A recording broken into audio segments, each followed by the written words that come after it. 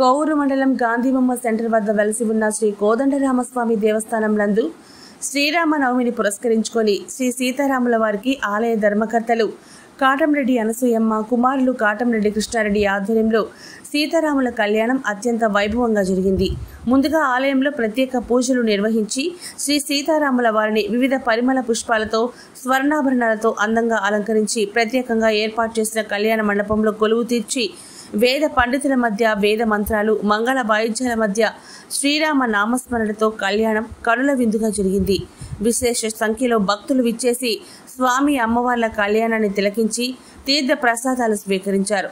కళ్యాణ మహోత్సవంలో ఆలయ ధర్మకర్తలి కాటంరెడ్డి అనసూయమ్మ కుటుంబ సభ్యులు, జక్కంరెడ్డి కృష్ణారెడ్డి కుటుంబ సభ్యులు, మాజీ జొన్నవాడ దేవస్థాన చైర్మన్ వేణుగోపాల్ రెడ్డి, గ్రామ పెద్దలు పాల్గొన్నారు.